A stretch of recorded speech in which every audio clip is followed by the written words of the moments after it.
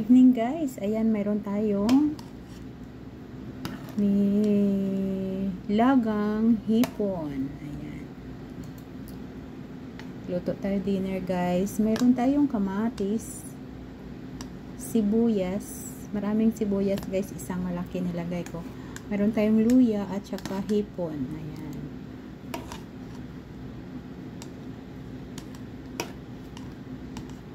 Kasi gusto ko maghigop ng sabaw. Din mayroon tayong ilalagay mamaya na kalabasa.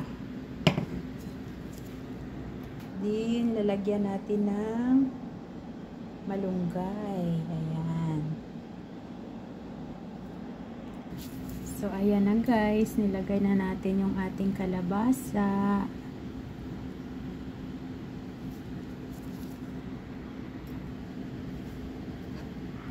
Din maglagay tayo ng asin.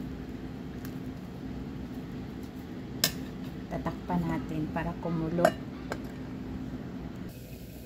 So ayan na guys, luto na yung ating kalabasa. Ilalagay na natin yung ating malunggay.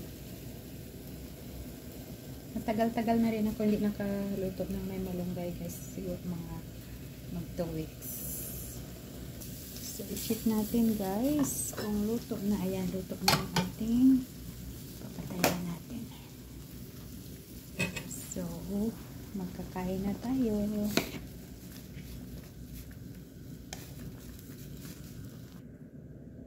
Let's eat na guys. Ayan, nakahain na.